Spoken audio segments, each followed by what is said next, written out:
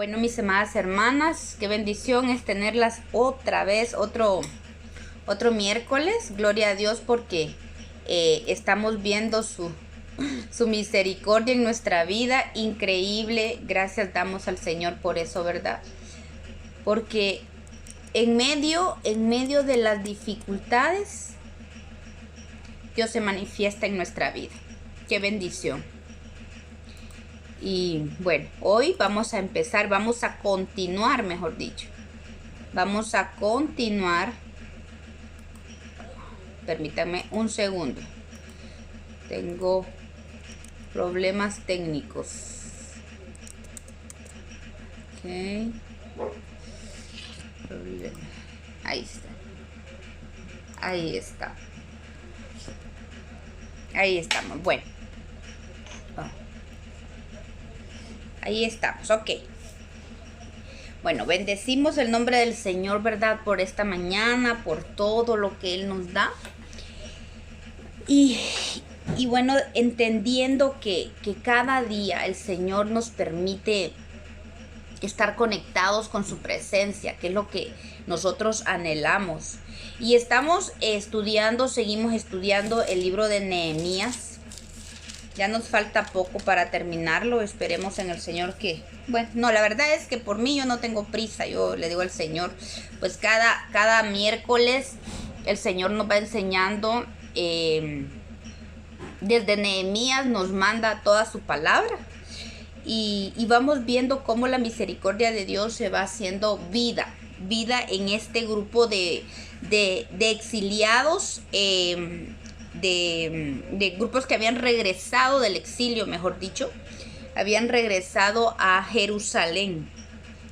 Después un pueblo que había sido, se había levantado para obrar, levantando las murallas, levantando las puertas de Jerusalén, pero hacía falta algo más, porque a pesar de que ya estaban restaurados los muros y las puertas, el pueblo aún estaba en una situación bastante deplorable. Y eso es parte, porque el Señor no quiere solo levantar murallas. El Señor está levantando murallas y puertas en nuestra vida, pero también Él necesita restaurar la esencia de lo que somos para que la restauración sea completa en nosotros. Y eso nosotros anhelamos, porque nosotros estamos levantando muros, buscando al Señor, buscando la presencia de Dios en nuestra vida. Y es muy importante, pero también cuando nosotros examinamos de nuestro campamento, tiene que haber esa restauración dentro de nuestro campamento. Y esto era lo que estaba pasando cabal en este momento, en este pueblo de grupo de judíos que habían regresado del exilio. Ellos estaban tratando de reorganizar su vida, de volver al pacto con Dios. Vimos la semana pasada cómo el Señor habla de cómo Él mueve al discernimiento, cómo Él mueve a la comprensión de la palabra, a ese entendimiento de la palabra, porque no puede haber una restauración de fondo dentro de nuestro campamento o de nuestra familia o incluso dentro de nuestra propia vida si nosotros no hay un entendimiento y un discernimiento en nosotros. Porque si nosotros lo aplicamos a lo personal, de repente yo le he permitido al Señor levantar mis murallas, levantar mis muros. ¿Qué significa eso? Bueno, podríamos decir que levantar muros y puertas en mi vida puede ser: he cerrado amistades, he cerrado puertas a amistades, tal vez he dejado trabajo que me quitaba bendición, he apartado incluso personas que me robaban la bendición. Se ha dejado vicios, por ejemplo, vicios en la vida, se aparta uno de tentaciones. Todo eso es levantar muros y levantar puertas. Pero ¿qué pasa si yo todo eso lo he levantado, pero en mí no hay una comprensión y un discernimiento de lo que en realidad, a lo que Dios quiere llevarme? Entonces, en esta condición estaba este pueblo. Ya habían levantado todo, pero ahora estaban ellos entendiendo lo más importante. Ellos estaban yendo a la esencia de lo que Dios estaba demandando para ellos. Entonces vimos el sábado pasado cómo ellos se reunieron y vino y trajo el Señor ese discernimiento para que ellos comprendieran cuál era la voluntad de Dios para sus vidas, ¿verdad? Entonces vimos cómo dice que Él trajo discernimiento de todas aquellas personas que habían dejado, dice, a sus mujeres, que se habían apartado, ¿ve? De esas mujeres extranjeras, ¿verdad? Habían limpiado sus vidas, pero Dios los está llevando a un poco más adentro. Y es que hemos estado viendo cómo la sobrenaturalidad de Dios es tan maravillosa en nosotros que Él quiere llevarnos a más. Y es que el reino de Dios es incomprensible y es algo que no puede ser comprendido por nuestra mente. Es algo grande y el Señor quiere llevarnos a eso. Él quiere darnos más. Él quiere llevarnos de bendición en bendición.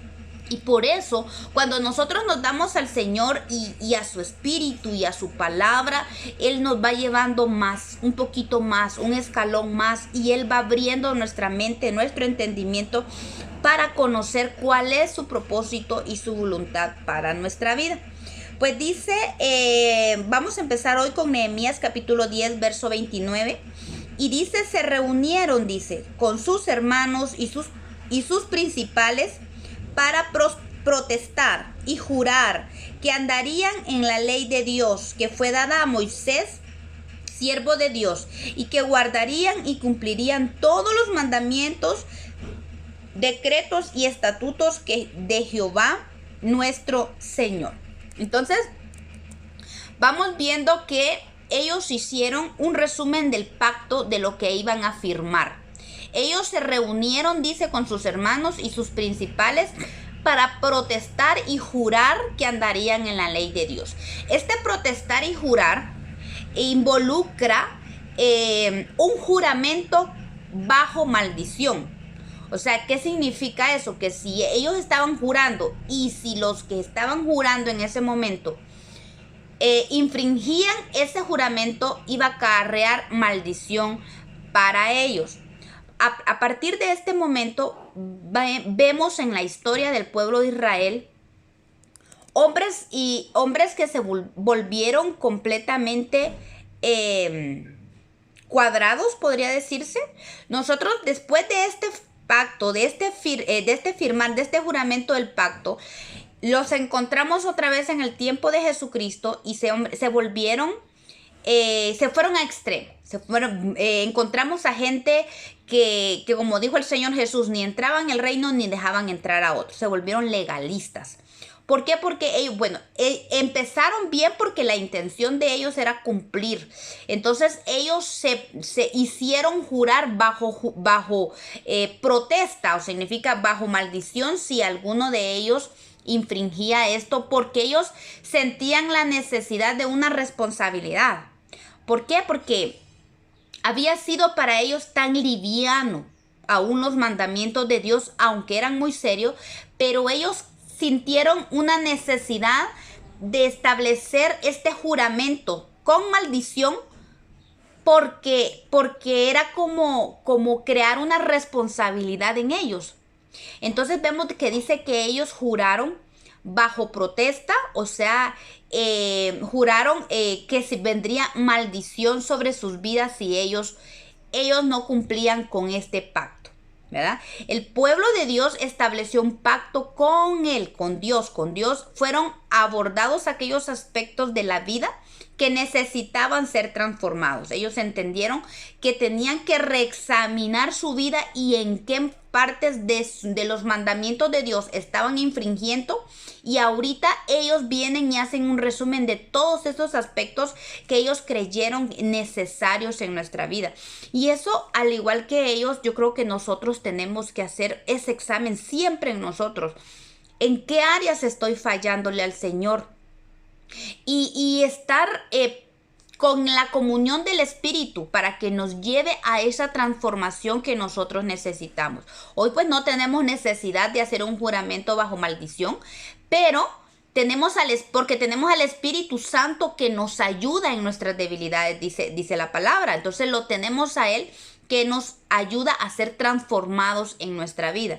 Imagínense que ellos incluso, así como se separaron de los matrimonios mixtos, ellos entendieron que tenían que tener una observancia del día de reposo, tenían que poner sumo cuidado en las ofrendas, en los diezmos y en el cuidado del templo. Estos son los aspectos que ellos establecieron en este pacto que juraron y firmaron.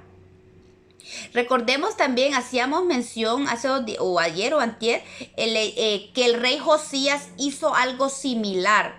En su tiempo, en Segunda de Crónicas 34, 31, 32, nos habla de cómo el rey Josías levantó al Señor un avivamiento extraordinario y él obligó al pueblo. Incluso dice la palabra de Dios que él hizo delante de Jehová pactar de caminar en pos de Jehová y de guardar sus mandamientos, sus estatutos, sus testimonios con todo su corazón y con toda su alma, y poniendo por obra las palabras del pacto que estaban escritas en aquel libro. Y dice, e hizo que se obligaran a ello a todos los que estaban en Jerusalén y Benjamín y los moradores de Jerusalén. Él siendo cabeza, el rey Josías siendo cabeza del pueblo, él hizo obligar, pero eso hizo que el pueblo completo, pues a pesar de que estaba obligado, dice la palabra de Dios que durante el tiempo de Josías, el pueblo estuvo caminando recto delante de Dios. Incluso votaron Baales, votaron toda inmundicia que estaba en Jerusalén. Él hizo limpieza del pueblo. Entonces, qué importante es que nosotros entendamos que la adherencia a la ley de Dios es sabiduría. Por eso es necesario que sea escrita en las tablas de nuestro corazón, el volver a los mandamientos, ¿verdad? Tenemos que reconocer que el Nuevo Testamento, que representa el nuevo pacto, jamás quita el poder o se desliga del Antiguo Testamento, de donde están los mandamientos de Dios. Todo lo contrario, dice el apóstol Pablo que ahora con la justicia del nuevo pacto es más fácil cumplir los mandamientos. Podemos cumplir los mandamientos por el Espíritu Santo que tenemos hoy. Entonces no debemos olvidar que estos mandamientos que están escritos en la palabra de Dios, nosotros las necesitamos tener escritos en nuestro corazón. Y por eso está el Espíritu Santo que hace esa obra. La semana pasada creo que hablamos o el domingo fue que hablamos sobre la circuncisión del corazón, ¿verdad? Que es eso que hace el Señor, de escribir las tablas sus leyes en las tablas de carne de nuestro corazón. Es la única manera que nosotros podemos caminar y ser guiados por el Espíritu Santo en todo lo que hacemos y en todo lo que decimos. Pero nunca debemos olvidar quién está al frente de este pacto. Que este pacto en el que nosotros vivimos no es por la capacidad que yo tengo, no es por lo bueno que yo tengo, sino es porque Dios respalda su pacto, ¿verdad? Entonces tenemos que aprender a ser agradecidos y siempre buscar el consejo del Espíritu Santo en cualquier cosa que hagamos y que hacemos. Recordemos esta misma historia en Crónicas del rey Josías. Él había promovido de parte de Dios un avivamiento extraordinario. Él estaba obedeciendo, él caminaba rectamente delante de Dios, pero cometió un error al final de su vida que lo llevó a su muerte. Dice la palabra de Dios ahí mismo en Segunda de Crónicas, en el 35, dice que el rey Necao de Egipto se levantó en batalla contra Asiria, que ellos eran enemigos de siempre. Egipto y Asiria fueron enemigos, pero en ese tiempo Jerusalén estaba podría decirse como bajo la opresión de Asiria. Asiria así tenía influencia sobre el rey de Judá. Entonces cuando Necao, rey de Egipto, viene y se va a hacerle guerra a Siria, resulta que Josías no pregunta a Dios si él tenía que ir a pelear la guerra de Asiria, porque era aliado del rey de Asiria, pero él no le preguntó a Dios, a pesar de que era un hombre que estaba caminando en el camino de Dios, en sus estatutos, estaba caminando de una forma recta delante de Dios. Él no le pidió consejo al Señor. Y vemos que aún viene el Señor y usa al rey Necao y le dice, esta versión Septuaginta me gusta lo que dice. Dice de Segunda de Crónicas 35, 20 y 21. Y subió, dice, el faraón Necao, rey de Egipto, contra el rey de Asiria sobre el río Éufrates. Y fue el rey Josías a su encuentro. Y envióle mensajeros diciendo, ¿qué a mí y a ti? Le dijo, rey de Judá. No contra ti he venido hoy a guerrear. Y Dios ha dicho que me apresure. No te opongas ante Dios, no te opongas ante Dios porque está conmigo. O sea, puede ser que sea una revelación de Dios. Unos comentaristas dicen que posiblemente era en el tiempo que estaba Jeremías, que posiblemente Jeremías le había dado palabra a Faraón, que Dios estaba con él para destruir a Asiria. Entonces, por eso es que el rey dice que Dios estaba con él. Le dice, pero me gusta esto porque dice, no te opongas para que él no te pierda, le dice, o sea, para que Dios no te mate. En la otra versión dice, para que no mueras acá. Y vemos aquí, le dice, para que él no te pierda, o sea, para que Dios no pierda a su siervo, ¿va? Entonces, pero vemos en la historia de cómo Josías, pues, no escuchó aún cuando Dios le habló a través de este rey, porque era Dios hablando a través de él. Y dice la palabra de Dios que Josías murió en la guerra. Entonces, es importante que entendamos que estamos en este pacto, ¿sí? Aprendamos de Josías. Estamos en este pacto, pero nunca nos descuidemos o nos confiemos, mejor dicho. No, que Dios habla a través de mí, que Dios me usa para esto, que el Señor me usa para profetizar, el Señor me da palabra, el Señor me da esto, el Señor me ha usado para levantar a cuánta gente. Pero llega un momentito que pasa una situación y no pedirle permiso al Señor o no pedirle consejo al Señor es algo que debemos de estar constantemente en comunión con el Espíritu y aprendamos a ser guiados por el Espíritu, porque lamentablemente para el rey Josías fue nefasto porque él murió en esta situación. Entonces, aprendamos a no descuidar la comunión con el Espíritu Santo en este pacto, no descuidar su consejo, no descuidar la búsqueda de Dios. Entonces, volviendo al tema, pues este grupo de judíos hicieron nuevamente un pacto.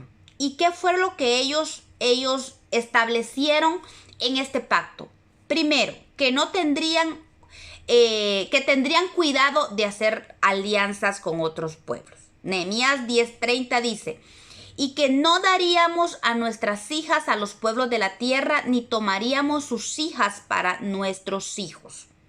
Vemos cómo es un recordatorio, creo yo. En Éxodo 34, 15 al 16, el Señor siempre habló al respecto. Yo creo que hemos hablado bastante al respecto. Donde el Señor le dice, no harás alianza con los moradores de la tierra porque fornicarán en pos de sus dioses y ofrecerán sacrificios a sus dioses.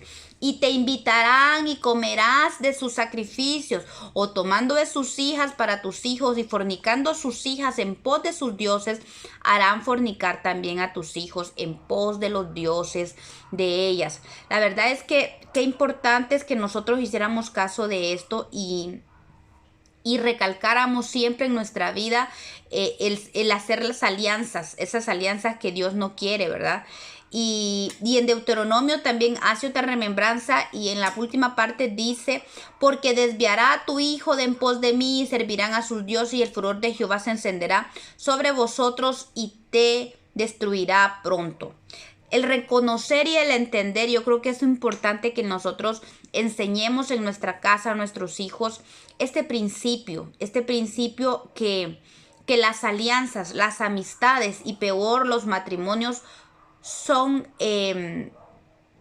es un asunto bien delicado en la vida de todo hombre, la verdad, porque es la segunda decisión más importante para toda persona, lo que es el matrimonio, esas alianzas que se hacen. La primera decisión pues es decidirnos por Cristo, pero la segunda decisión más importante en nuestra vida es saber con quién nos casamos. Incluso el hermano Bailey habla en su estudio que dice que aunque independientemente si son cristianos o no, aún dentro del cuerpo de Cristo hay que tener cuidado y hay que saber con quién se hacen alianzas. Porque cuando no se tiene la misma visión, imagínense ustedes, si dentro del evangelio, si dentro de la misma iglesia, el casarse con alguien no indicado, que no tenga nuestra misma visión o nuestro mismo llamado para que caminen juntos, es difícil y puede traer hasta frustración espiritual, cuanto más si las alianzas son con personas que no tienen nuestra propia fe. Entonces, los jóvenes, yo creo que hijos de Dios no solo deben de saber que es un mandamiento de Dios, que tiene como fin su propia felicidad, sino también debieran conocer las consecuencias desastrosas que puede acarrear una mala decisión. Aunque los que ya lamentablemente ya están en esta situación, hay que hacerles entender que nuestro Dios es un Dios clemente y es especialista en la restauración. Y esto incluye, ya hablamos la vez pasada, en diferentes alianzas. Siempre lo enfocamos en el matrimonio porque es una de las alianzas más importantes de nuestra vida, pero también tiene que ver con amistades, tiene que ver con incluso trabajos. Es importante la guianza del Espíritu. Es lo que siempre el Señor nos está llamando, a la guianza del Espíritu. Y es la importancia, ¿verdad? Porque lo que Dios quiere es que nosotros busquemos esa santidad y nos encaminemos a esa santidad. Primera Tesalonicenses 4, 3 al 7 dice, pues la voluntad de Dios es vuestra santificación, que os apartéis de fornicación. Y también Tesalonicenses, el apóstol Pablo, está hablando de que cada uno tenga su propia esposa en santidad y honor, no en pasión de concupiscencia, como los gentiles que no conocen a Dios. El Señor dice que no nos dejemos llevar por pasiones de nuestros deseos del corazón, sino que cada uno sepa tener su esposo o esposa en santidad y honor. Que ninguno agravie ni engañe a su hermano, porque el Señor es vengador de todo esto. Dice, como ya os lo he dicho antes y testificado, pues no nos ha llamado Dios a inmundicia, sino a santificación. Entonces, la inmundicia es todo aquello que nos lleva a pecar contra Dios. O sea, cualquier pecado. Por eso es que qué importante es con quién nos relacionamos. ¿Se acuerdan que el apóstol Pablo decía, qué hay cuando ustedes se reúnen? Hay canto, hay testimonio, hay salmos, hay oración entre ustedes. ¿Qué tipo de comunión es la que hay? Porque se trata de que nos edifiquemos aún entre nosotros. ¿Por qué? Porque cuando nosotros empezamos a tratar con otras personas y empezamos a platicar de situaciones que no van, el pecado puede entrar y trae contaminación, y esa inmundicia puede acarrear a nuestra vida situaciones, y el Señor dice que no nos ha llamado a inmundicia, sino que a santificación. Y eso es lo que tenemos que buscar, esa santificación. ¿Por qué? Porque fíjese que, por ejemplo, Deuteronomio, el Señor dice que el hecho de hacer alianzas desvía. Mire, dice, porque desviará. O sea, eso es lo que el Señor no quiere, que nadie nos desvíe del camino que Dios ha trazado para nuestra vida. Y es lo que el Señor nos está tratando de enseñar, que nada ni nadie nos desvíe del camino de Dios, del amor de Dios. Así como el apóstol Pablo decía, ¿quién me podrá separar del amor de Cristo? Angustia, tribulación. Recordemos que el enemigo, esto es el fin de él. Esto es lo que él quiere, es su meta, desviarnos. Por eso es que él trae, por el apóstol Pablo decía, tribulación. ¿Está pasando tribulación usted? No permita que la tribulación lo desvíe del Señor. Angustia. Muchas cosas vienen a nuestra vida y traen como fin el desviarnos del Señor. Entonces tomemos cuidado siempre y sin olvidar que el Señor nos ha llamado a esa santidad. Entonces, uno de los aspectos que ellos sellaron y pusieron, ahí sí que bajo juramento y bajo maldición si no cumplían, era el hacer las alianzas. Ellos prometieron no volver a dar nunca más sus hijos, a mezclarlos con las naciones. Y la palabra de Dios dice que ellos lo cumplieron, mucho pueblo, a pesar de que más adelante entra otra etapa del pueblo de Dios donde solo no lo encontramos en la palabra, pero sí lo vemos en la historia, cómo vinieron a querer otra vez a contaminarlos, pero ya no el enemigo no logró tal fin, no lo llevó a cabo completamente. Entonces siempre el Señor mantuvo ese remanente fiel de los que habían firmado esta alianza con Dios. Otro punto que ellos entendieron y remarcaron en este pacto fue que guardarían el día de reposo, que guardarían el año de reposo de la tierra y que iban a hacer remisión de deudas. En el verso 31 dice, y asimismo, que si los pueblos de la tierra trajesen a vender mercaderías y comestibles en el día de reposo, nada tomaríamos de ellos en ese día ni en otro día santificado, y que el año séptimo, dejaríamos descansar la tierra y remitiríamos toda deuda. En Levítico 25, del 1 al 7, habla completamente de la necesidad y del mandamiento que Dios había dado de dejar reposar la tierra al séptimo año. En Éxodo 23, 10, 12 dice, 6 años sembrarás la tierra y recogerás su cosecha, mas al séptimo año la dejarás libre para que coman los pobres de la tierra y los que quedaren comerán. Dice, y de lo que quedare comerán las bestias del campo, y así harás con tu viña y con tu olivar.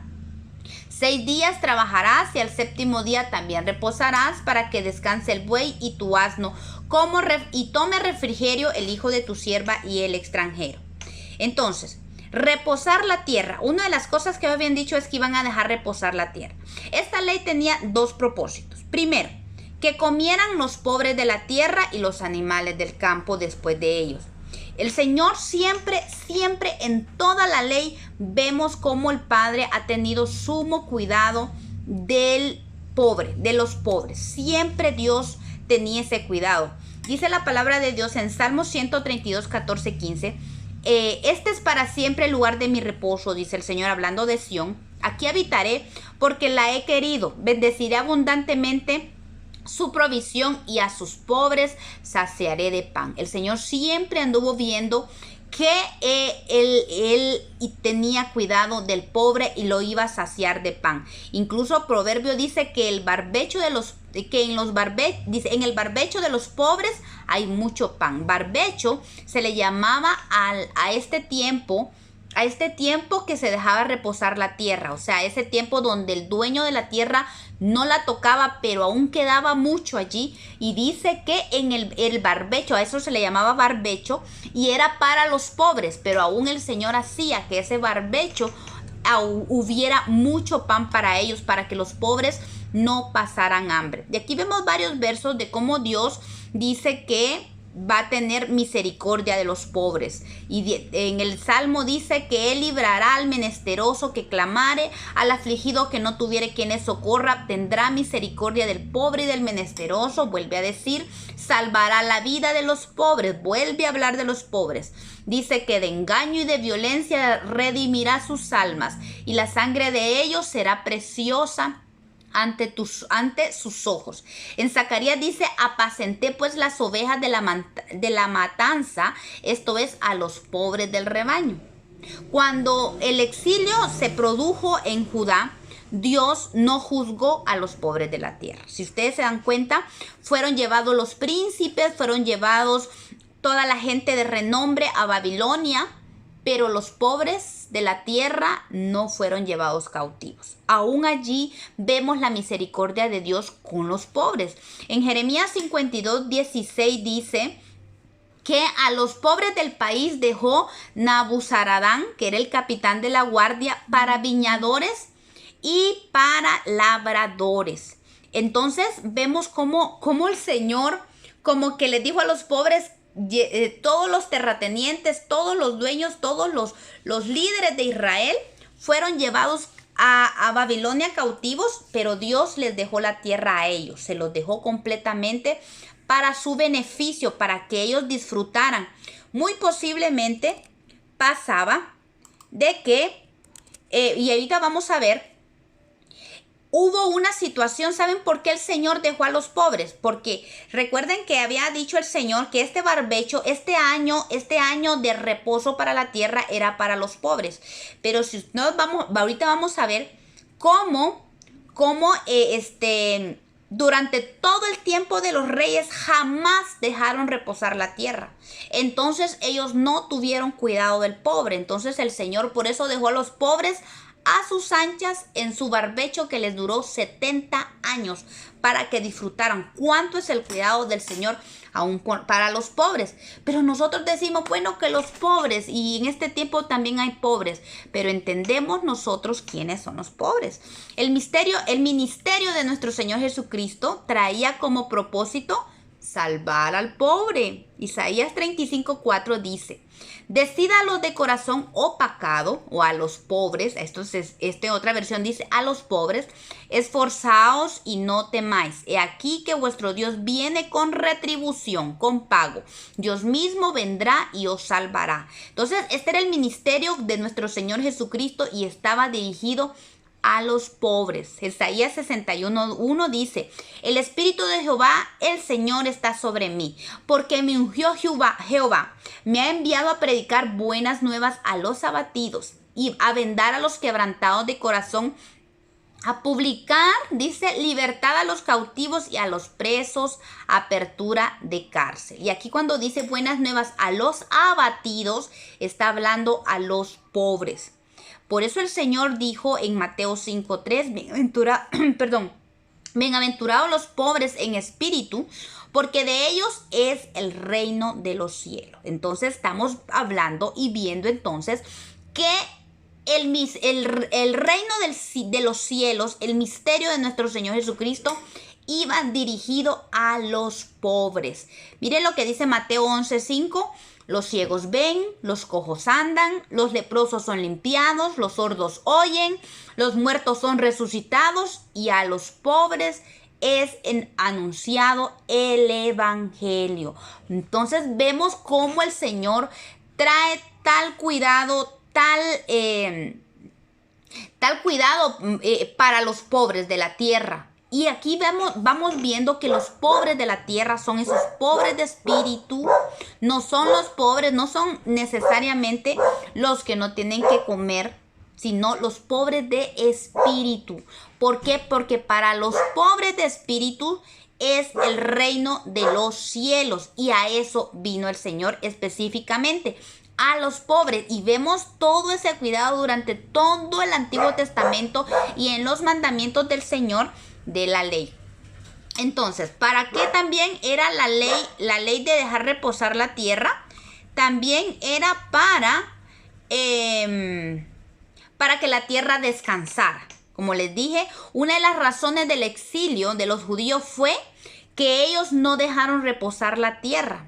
Ahora ellos comprenden, estos judíos que están regresaron del exilio, ellos comprenden que era un mandamiento que no debían pasar por alto, el dejar descansar la tierra. Durante los reyes durante el tiempo de los reyes de Israel, que abarca desde el rey Salomón, desde Saúl, que Saúl reinó aproximadamente en el año 1050 a.C., hasta Ciro, que reinó en el 560 a.C., vemos que hay un estimado de 490 años desde Saúl hasta Ciro.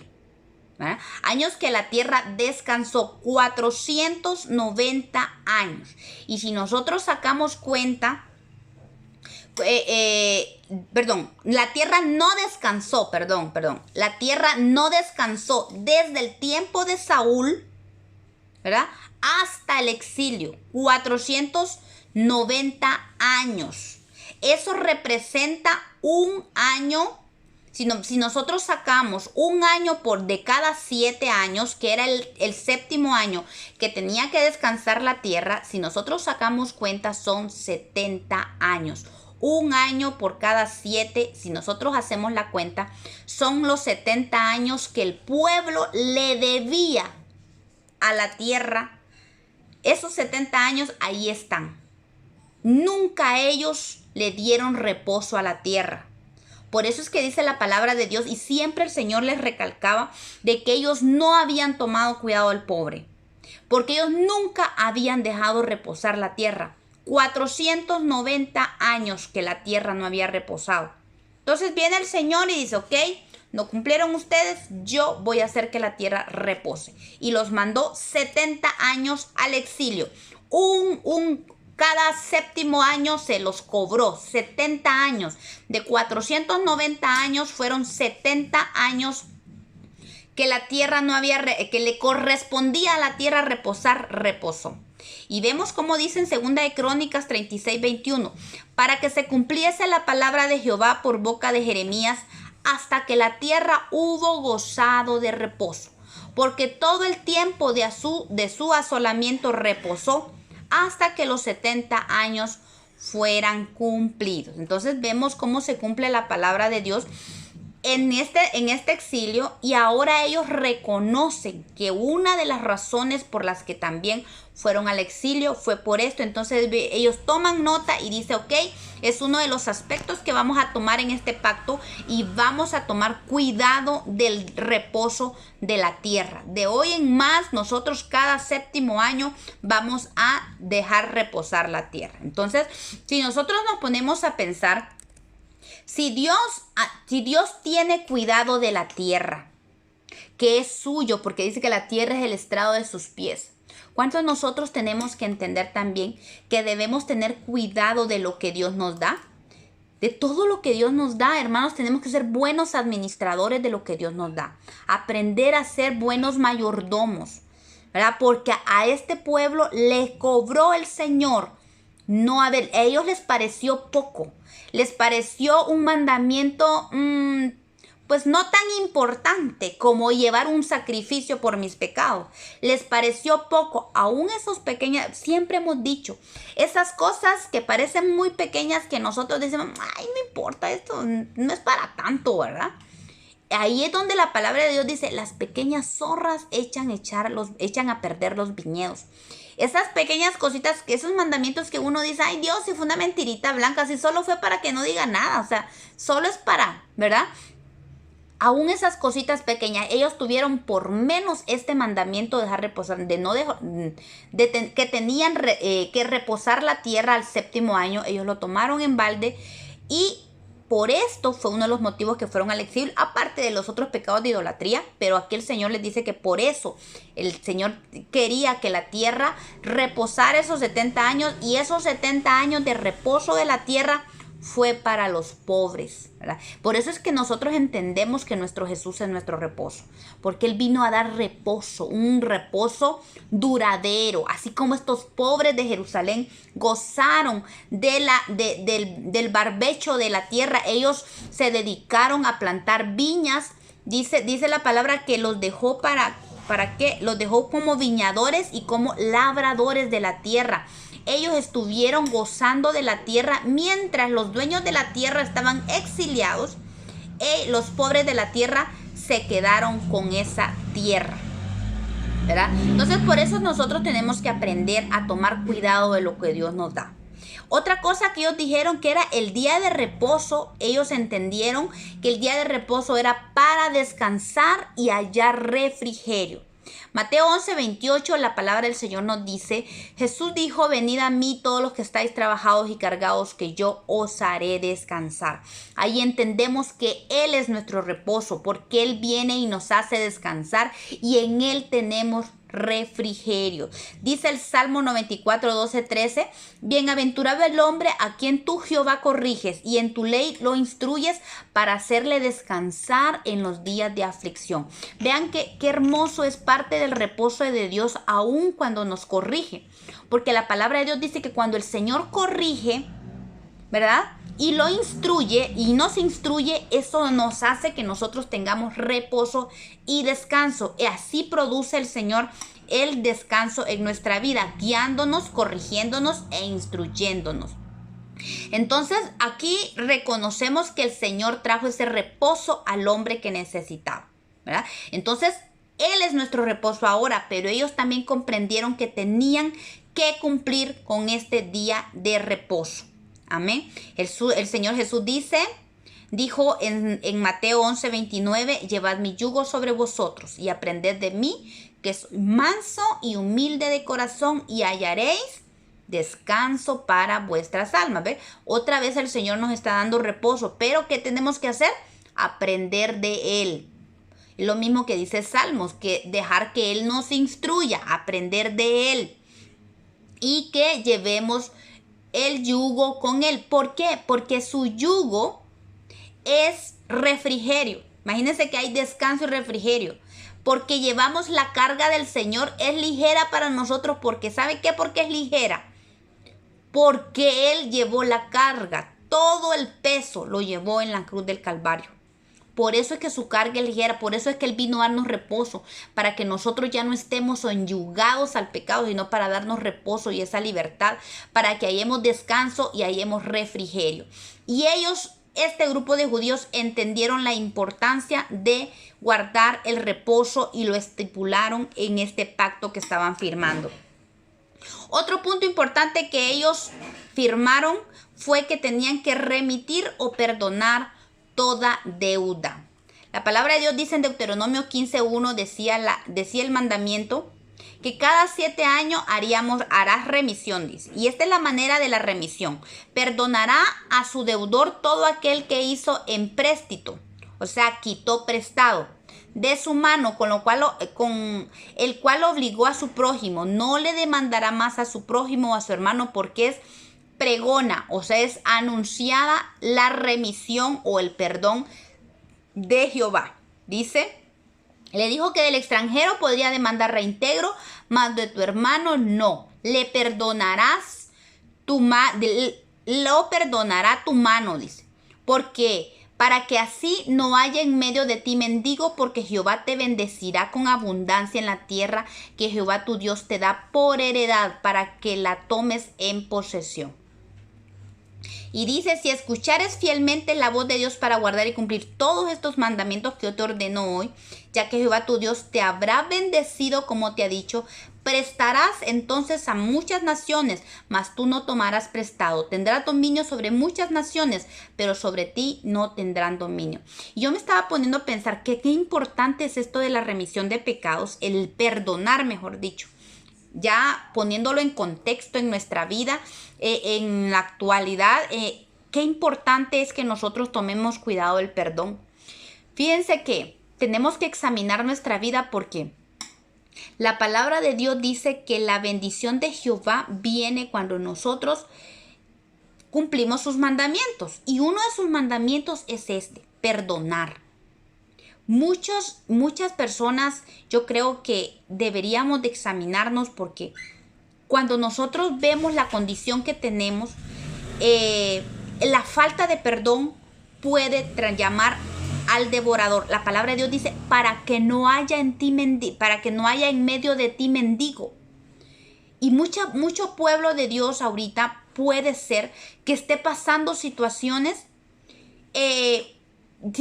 difíciles, y qué importante es ese discernimiento, como hablábamos el miércoles pasado, porque nosotros, el Espíritu Santo nos puede llevar a entender que tal vez la situación que estamos pasando puede ser que haya falta de perdón. Vemos que la importancia del perdón era para que no hubiera mendigo en medio de nosotros, ni que hubiera pobreza, que no hubiera escasez, que nosotros no tuviéramos estar quitando prestado, sino dice, tú les prestarás a las naciones, no ellos te prestarán a ti. Entonces yo me ponía a pensar, Dios mío, qué importante. A veces nosotros pensamos por qué estamos en tal o X situación, ¿verdad? Yo analizaba en mi casa precisamente eso. Yo le decía al Señor, muéstrame porque yo quiero tomar esto para mí que dice la palabra de Dios. Prestarás entonces a muchas naciones, mas tú no tomarás prestado. Y a veces hemos caído en situaciones muchas veces, eso de las tarjetas de crédito o de los préstamos. Yo sé que muchas veces es necesario, pero no es que sea el propósito de Dios para nosotros. Vemos que el propósito de Dios es que nosotros no quitemos prestado a nadie, ni estemos endeudados. Por eso el Señor dice, hay que pagar a todos lo que les corresponde, pagar y no deber nada a nadie. Es un mandamiento de Dios. Pero nos damos cuenta que también esto lo acarrea la falta de perdón. Y aquí vemos la importancia que debe tener el perdón en nuestra vida. Porque el Señor no quiere que nosotros estemos como mendigos. Y eso no significa, hermanos, que estemos hablando de la doctrina de la prosperidad. Por favor. Porque nosotros vemos cómo el Señor Jesucristo, siendo Él el dueño del oro y la plata, tampoco vivió con la tremenda abundancia económica, porque no se trata de eso. Pero la palabra de Dios también dice que no hay justo desamparado ni su simiente que mendigue pan. Además, el proverbista decía, no me des riqueza, pero no me des pobreza, ¿verdad? El Señor no quiere que estemos atados, que el enemigo esté... ¿cómo se llama? El verdugo esté fastidiando nuestra vida. El Señor no nos llama a eso, pero hay un principio que puede ser que tenga que ver con esta situación, y es la falta de perdón. Aquí estamos viendo esto, la falta de perdón, la falta de remitir faltas a los demás, puede traer eso a nuestra vida. También es cierto que así como en la vida de Jonás, el Señor tuvo que levantar una tempestad para encaminarlo a su propósito y a su voluntad, porque hay tormentas que vienen, que Dios las produce en nuestra vida para corregirnos, pero también hay otras situaciones que somos nosotros, inclusive entre ellas la falta de perdón puede estar provocando que seamos, ¿cómo es la palabra? Que no haya mendigo, dice que estemos pasando situaciones que parece que estamos mendigando. O sea, la falta de perdón es una de las raíces por las cuales puede ser que nosotros estemos pasando penas económicas. Dios no quiere, Dios a libertad nos ha traído. O sea, qué tremendo es. Ese es una atadura bien fuerte, las deudas, el quitar prestados, las tarjetas de crédito. Eso es bien tremendo, y el Señor nos ha traído nos quiere que nosotros vivamos en esa libertad. Como les dije, aquí no se trata de que yo tenga la millonada, que yo pero a veces cuando el Señor quiere bendecir, así lo hace también, y no le anda pidiendo permiso a nadie. O sea, cuando Él quiere dar, también lo da, pero no significa que sea ese el centro de la doctrina de la palabra de Dios, ¿verdad? Pero sí el hecho de examinar qué es lo que está produciendo en nosotros a veces escaseces o situaciones adversas, ¿verdad? Y la falta de perdón es un llamado muy importante. Ellos entendieron que perdonar era de uno de los puntos sumamente relevantes que ellos tomaron en cuenta en este pacto. Imagínense que una de las cosas fue las alianzas, el reposo de la tierra, tomar cuidado del día de reposo también, y otra fue el perdonar toda deuda. Eso ellos entendieron que hay una gran bendición en perdonar. En este tiempo pues hablaba de cuando ellos prestaban al pobre, y el Señor decía que en el 7º año tenía que ser remitido, quitado, perdonada toda deuda, ¿verdad? Entonces, pero el Señor hace énfasis en esto, y me llama la atención porque pudo haber Ellos pudieron haber, por ejemplo, hecho énfasis, no sé, en el honrar padre y madre, por ejemplo, que es un mandamiento muy importante, pero me llama la atención estos puntos que ellos tomaron y el perdonar es importante en nosotros, que es algo que tenemos que meditar y examinar. Incluso yo en mi propia vida estaba examinando esto y le digo al Señor, muéstrame, Padre, si en mi corazón hay algo que está reteniendo, hay alguna falta de perdón y que tal vez se ha quedado como tapadita por allí. Y porque yo le digo al Señor, yo no quiero estar propiciando situaciones en mi vida que después lamente y no sepa de dónde vienen. Entonces, entonces sí es importante que nosotros nos pongamos como a examinarnos, porque la falta de perdón trae esto, trae mendicidad es la palabra, ¿verdad? Y el Señor no quiere, el Señor jamás ha deseado que haya mendigo, aunque hayan pobres en la tierra, Él nunca quiso que hubieran mendigos en la tierra, porque Él es un Dios misericordioso y por eso le decía, yo ya te bendecí a ti con abundancia, no permitas que haya mendigo en tu tierra. Imagínense, hermanas, hasta puede caber aquí el hecho de que nosotros estamos produciendo mendigos por el hecho de que no hemos perdonado. ¿Ha puesto a pensar usted en eso? Que a las personas a las que no hemos perdonado, no solo nos perjudica a nosotros, sino que puede ser que nosotros estemos produciendo mendigos en esa gente. Por eso es la importancia de perdonar, no solo para sanarnos a nosotros mismos y evitar consecuencias en nosotros, sino también el hecho del daño que se le está produciendo al otro. Porque le decía el Señor, a ti te he bendecido y te he llenado de mucha bendición. ¿Por qué vas a estar reteniendo tu perdón para que hayan mendigos en la tierra? Entonces, prestemos atención en esto, ¿verdad? Otra cosa que ellos dice la palabra de Dios que ellos se pusieron a meditar es que ellos impusieron por ley el aumento de la ofrenda de expiación para el cuidado del templo. Dice Nehemías 10:32, nos impusimos además por ley el cargo de contribuir cada año con la tercera parte de un ciclo para la obra de la casa de Dios. Ellos entendieron la importancia de tomar cuidado de la casa de Dios. Y una de las cosas que ellos tenían que traer era, según la ley, ellos tenían que dar la mitad de un ciclo.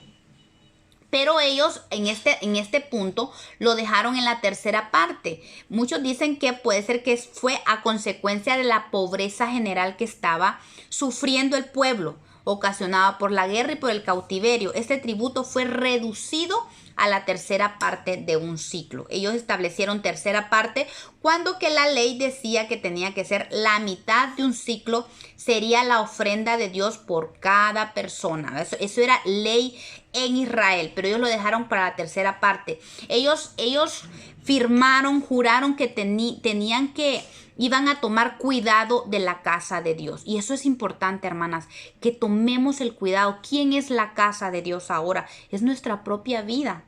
Nosotros mismos somos casa del Espíritu.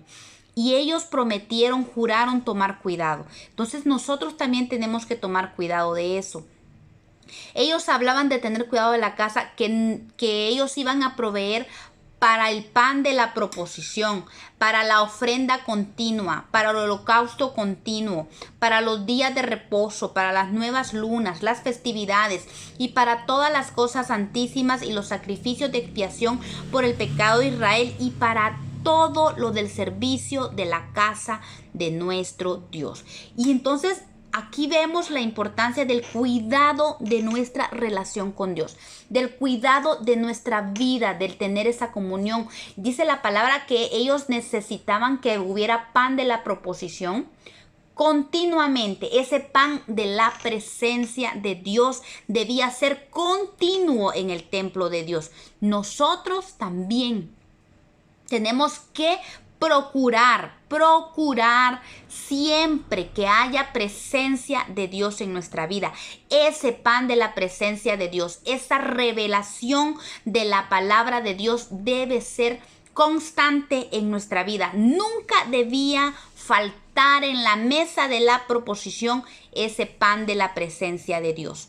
En nuestra vida también tomemos cuidado. El Señor llama a que tomemos cuidado de la casa de Dios, que es nuestra vida. Nunca falte la presencia y clamemos al Espíritu para que la presencia del Señor esté siempre con nosotros. Romanos 12:2 dice que no nos conformemos a este siglo, sino que nos transformemos por el medio de la renovación de vuestro entendimiento, para que comprobéis cuál sea la buena voluntad de Dios, agradable y perfecta.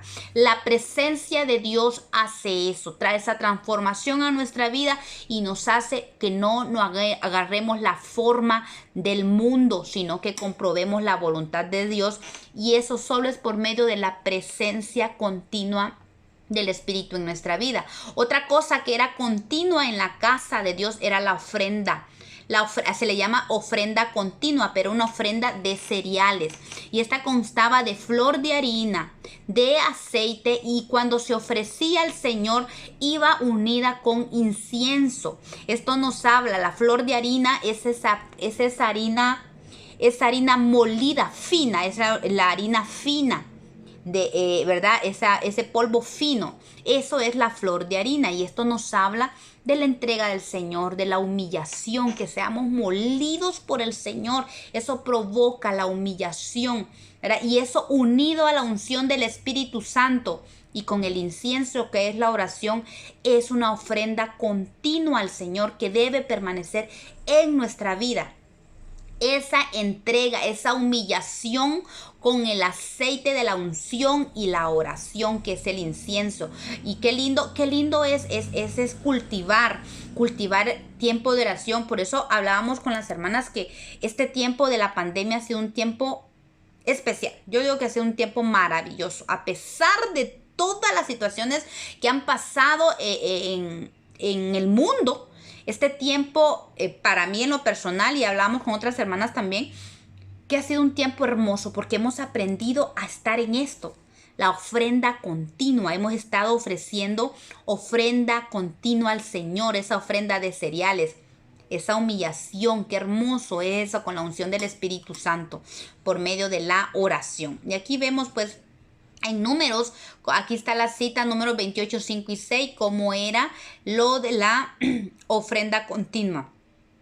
Por eso Romanos 12:1 dice: así que, hermanos, ruego por la misericordia de Dios que presentéis vuestros cuerpos en sacrificio vivo, santo, agradable a Dios, que es vuestro culto racional.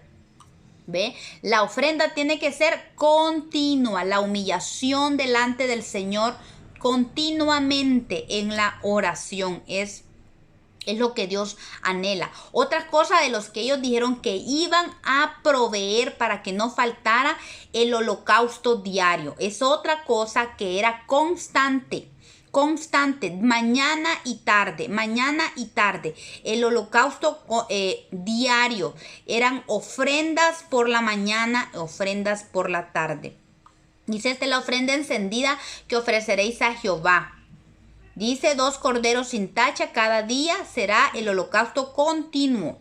Un cordero ofrecerás por la mañana y el otro cordero ofrecerás a la caída de la tarde. Y la libación era un hin de harina con vino, ¿verdad? Dice: derramarás libación de vino superior ante Jehová en el santuario. Y eso nos habla de ese sacrificio constante que debemos ofrecerle al Señor. Nuestro cuerpo en sacrificio vivo y santo por la mañana, por la tarde. Es como habla el Señor. Y el Señor no quiere que lo hagamos con aflicción de espíritu. Dice que holocausto diario, el holocausto diario tenía que ir con libación de vino. La libación era con vino santo, con vino superior, dice. Eso nos habla del vino del Espíritu Santo, del gozo del Espíritu Santo. Dios no quiere que toda la vida estemos llorando al Señor por pena en nuestra alma, ¿verdad? Él quiere que estemos delante del Señor, ofrezcamos nuestra vida en sacrificio vivo y santo, pero con gozo. ¿ah? Que entremos con corazones agradecidos siempre a su presencia, con manos santas, pero con gozo, con vino, porque todo sacrificio tenía que ser hecho con libación. Eso hablaba la palabra de Dios. Y también estaba hablando que iban a tener cuidado de los días de reposo. Todos los sacrificios, vemos que de los días de reposo, de las lunas nuevas, cada principio de mes ellos hacían también sacrificio, aparte del holocausto continuo y las ofrendas continuas. También en las fiestas, en las 7 fiestas, ellos seguían ofreciendo. Entonces era un continuo sacrificio, el presentar sacrificio a Dios. Y esto es la vida del cristiano. Todo para el servicio de la casa de Dios. Yo creo que esto es lo que el Señor quiere, que nosotros seamos constantes en la comunión con Dios. Que proveamos nosotros para el templo. O sea, ¿qué significa eso de proveer para el sacrificio, hermanas? Que nosotros tomemos cuidado de no permitir que las cosas cotidianas de la vida nos alejen de esta comunión.